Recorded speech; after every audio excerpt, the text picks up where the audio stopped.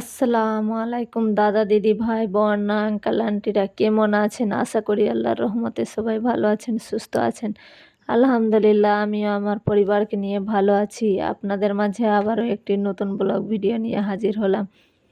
ইনশাআল্লাহ ভালো লাগবে, আর ভালো লাগলে লাইক দিয়ে ভিডিওটি ফুল ওয়াচ করার চেষ্টা করবেন প্লিজ। আর যারা আমার চ্যানেলে আজকে নতুন তারা লাইক দিয়ে সাবস্ক্রাইবার করে বেল বাটন টিপে আমার পরিবারে চলে আসতে পারো। যারা এই কাজ অলরেডি করে দিয়েছো তাদেরকে অসংখ্য অসংখ্য ধন্যবাদ। তো এই যে সকালের নাস্তা থেকে শুরু করলাম, নাস্তাই করছি, মানে অফ ক্যামেরায় ঝাড়ু টাড়ু দিয়ে দিয়েছি। নাস্তায় করছি সেমই আজকে, ওই যে 10 টাকা দামের সেমই হচ্ছে প্যাকেটে, ভাজলাম একটু ঘিয়ে, আপনারা তো দেখলেন। আর ঘিয়ের স্মেল আমাকে সহ্য হয় না, তাও জিগারের বাবাকে যেহেতু ঘি অনেক পছন্দ তাই একটু দিলাম। আর ভেজে এই যে দুধ চাপিয়ে দিয়েছি হাঁড়িতে, আর চা এদিকে আগে চা খেয়ে নিব, কারণ সেমাই খেয়ে চা খেলে না চায়ের কোনো টেস্ট লাগে না। আমাকে তো লাগে না, আমি জিগারের বাবার কোথাও বলতে পারবো না, কিন্তু আমাকে ভালো লাগে না চা খেয়ে। মানে সেমাই কোনো মিষ্টি জাতীয় খাবার খেলে চা খেতে গেলে মানে কোনো টেস্ট লাগে না। তো আমি আগে চা করে নিলাম, আর লাল চা করলাম আজকে। গোলমরিচ, মানে কালি মরিচ যেটা বলছে কালো মরিচ, ওই মরিচের গুঁড়ো দিয়ে। কারণ আমার প্রচণ্ড মাথা ব্যথা, মানে চা খেলে আমার মাথা ব্যথা ভালো হয়ে যায়, এইটা অভ্যাস আছে। তো আর একটু গলা কেমনি জানে মানে কাশি কাশি লাগছে, ওই জন্য করলাম কালো মরিচ দিয়ে। আর এই যে আমার সময় হয়ে গেছে, আর আদা দিয়ে, মানে দুধ চায়েও আদা দিতাম, কিন্তু আপনারা কমেন্ট করে জানাবেন বন্ধুরা, সবাই এখন বারণ করে বলছে যে দুধ চায়ে আদা দিতে না, শরীরে ব্যথা হচ্ছে। কারণ ঠিক আমার মনে হচ্ছে যে ঠিকই কথা বলছিল, কারণ আমি যখন আদা দিয়ে দুধ চা খেতাম তখন বিছানা থেকে উঠতে পারতাম না। আগে আমার মেয়ে আমার কোমর পা টিপে দিত, তারপরে বিছানা থেকে উঠতে পারতাম। আর তখন আমার গ্রামের সবাই বলল কি এভাবে তুই চা খাবি, যেহেতু তুই চা পাগল মানুষ, তো এইভাবে খাচ্ছি তো আর ওইরকম প্রবলেম হচ্ছে না।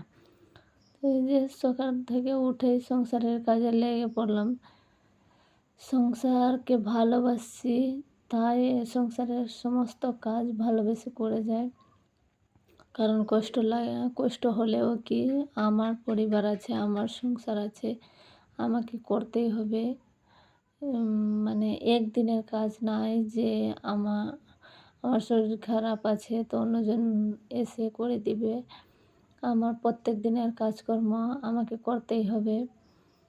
আর মধ্যবিত্ততে ফ্যামিলিতে যদি একটু কিছু হয়েও যায় তো অত মানে বিছানা ধরে রাখলে চলবে না।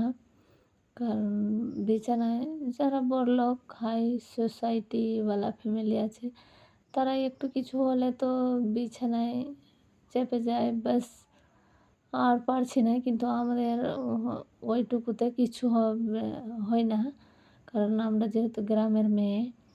তো এই যে আমি দেখিয়েছিলাম যে আমার আটা শেষ হয়ে গেছে কালকে, তো ঢক মেজে রেখেছিলাম আটার।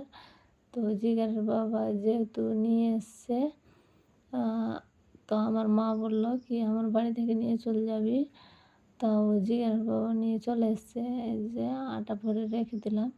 আর যেহেতু চাদর পরিষ্কার করব, ওই জন্য এই চৌকির উপরেই আটাটা চেলে রেখে দিলাম। এটা চৌকিতে কেউ থাকে না বন্ধুরা, আমি এভাবে রাখি, মানে বসে কোনো কোনো সময় খাই। আমার আগে যেহেতু অভ্যাস ছিল, আমি নিচে বসে খেতে পারতাম না, সোফায় বসে খেতাম, চেয়ারে বসে খেতাম, চৌকি খাট যেখানে পেতাম সেখানে, কিন্তু নিচে বসে খেতে পারতাম না। কিন্তু এখন অভ্যাস লেগে গেছে, নিচেও বসে খেতে পারি। আর উপরেও তাও বেশিরভাগ চেষ্টা করি আমি উপরে খাই। ওই যখন জিগেরের বাবা থাকে তো ওই নিচে খায়, তো আমাকেও খেতে হয় নিচে। কারণ যেহেতু আমার হাসব্যান্ড খাবে মানে নিচে বসে আর আমি উপরে বসে, মানে এইটা আমরা পারবো না। তাই জন্য ওই যদি না থাকে ঘরে কোনো সময় তো আমি খেয়ে নিই উপরে বসে। তো এই যে বাসন মেজে নিলাম। আর প্লিজ বন্ধুরা আমার ভিডিওটা একটু প্লিজ ফুল ওয়াচ করার চেষ্টা করবেন। ওয়াচ টাইম বাড়ছে না। আপনারা বলছেন ফুল ভিডিও দেখলাম কিন্তু আমার ওয়াচ টাইম বাড়ছে না। প্লিজ বন্ধুরা একটু আমাকে সাপোর্ট করো। না, আমি সবার ভিডিও ফুল ওয়াচ করি। আর যদি টাইম না থাকে আমার বসে দেখার, তো আমি ভিডিও চালু অন রেখে আর ছেড়ে দিই কি পুরো ভিডিও শেষ হয়ে যাবে। কিন্তু ফুল ওয়াচ করি। আর প্লিজ বন্ধুরা আমার ভিডিও একটু কষ্ট করে দেখবেন। আমি জানি যে আমার ভিডিও সবার মানে অনেক বড় বড় ইউটিউবারদের মতন হয় না। মানে ওরা তো অনেক আগে থেকে করছে, ওদের এক্সপিরিয়েন্স আলাদা। এখন আমাদের এক্সপিরিয়েন্স আলাদা। আমরা এখন নতুন নতুন, তো একটু এলোমেলো হবে। তো প্লিজ কষ্ট করে দেখে নিও। তো এই যে জল তুলে নিয়ে আসছি, অনেকটাতে নিয়ে আসলাম, সবটা দেখালাম না। কারণ আমার প্রত্যেকদিন জল তুলতে হয়। এই যে আপনারা তো দেখতে পাচ্ছেন বাসন মাজি, ঘর মুছি, আরও কত কাজে জল ব্যবহার হয়।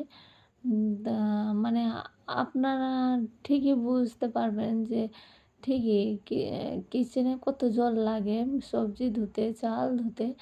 তো আমাকে অতটি জল প্রত্যেকদিন নিচে থেকে উঠিয়ে নিয়ে আসতে হয়। কারণ আমার উপরে কোনো নাই।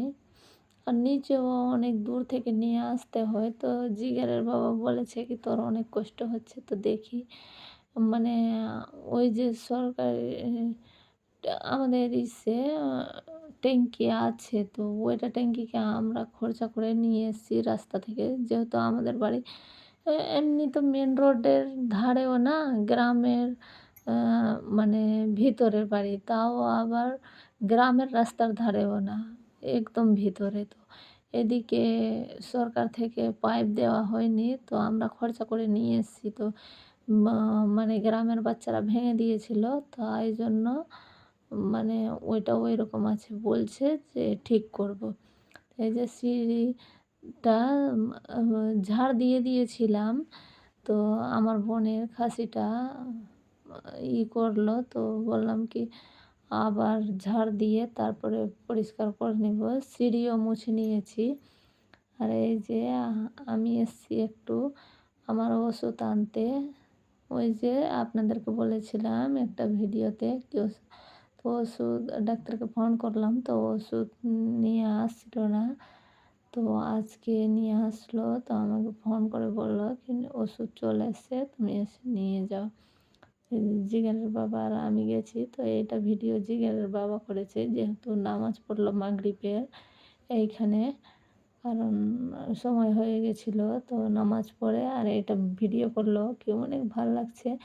ভালোই তো লাগছে বন্ধুরা, আপনারা দেখেন ইন্ডিয়ার ফেমাস মসজিদ মানে টিকটকে অনেক ভাইরাল। তো এখানে ভিডিও শেষ করছি। আল্লাহ হাফিজ।